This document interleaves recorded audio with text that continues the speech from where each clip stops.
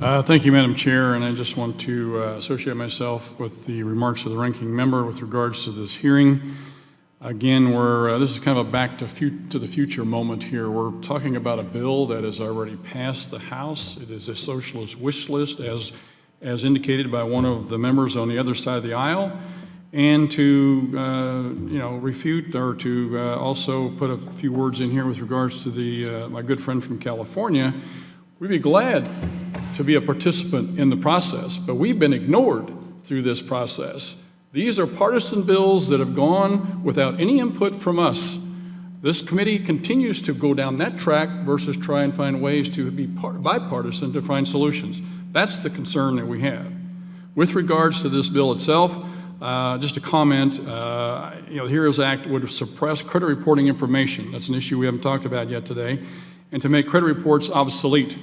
I may sound like a broken record because I've repeatedly talked about this multiple times in this committee, but lenders depend on accurate credit reporting to determine the credit worthiness of borrowers. As someone who has sat across the table from consumers and made loans, I can tell you that if lenders are no longer able to depend on credit reports, they will be forced to increase rates to account for additional risk in their loans. This will only lead to decreased access for credit and additional risk, and specifically decreased access to credit for low-income borrowers. It's disappointing that the majority continues to push this narrative that is harmful to consumers when the CARES Act already protects borrowers from negative credit reporting resulting from loan accommodations, and the federal financial regulators encourage lenders to work with borrowers during the pandemic in a prudent manner.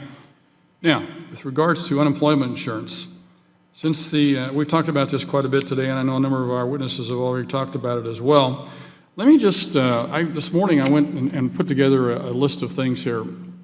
The CBO says that extending these unemployment benefits would mean 5 out of 6 recipients would receive benefits exceeding their weekly earnings and would lower economic output and employment in 2021. The Bipartisan Policy Center, it says evidence is increasing that the additional $600 per week serves as a disincentive for some people to return to work, and it inhibits an economic rebound.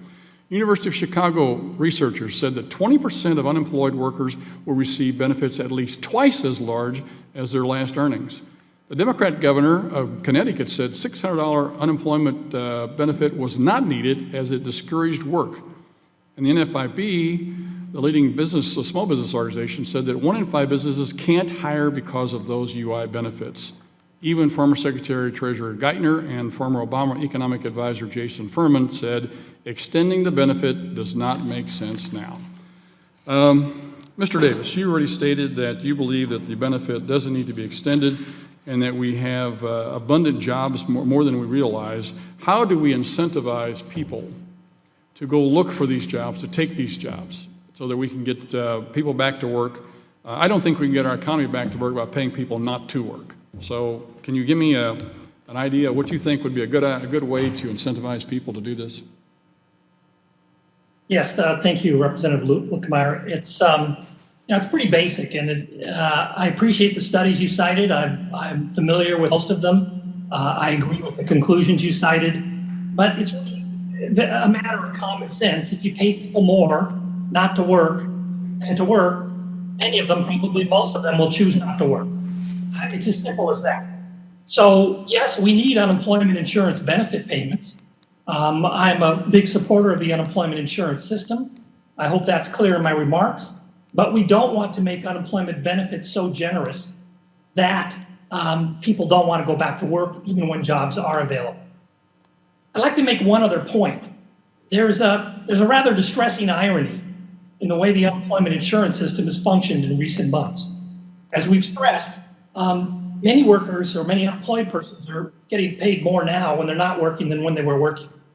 At the same time, the volume of unemployment benefits claims has exceeded the capacity of the system to process it.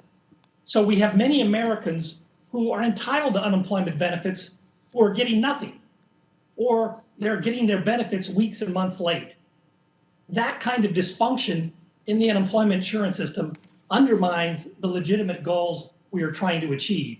And it illustrates the risk of trying to spend too much money too quickly without safeguards to see that the system can actually accommodate those funds and do so as the policymakers intend. I see my time's expired. I yield back. Thank you.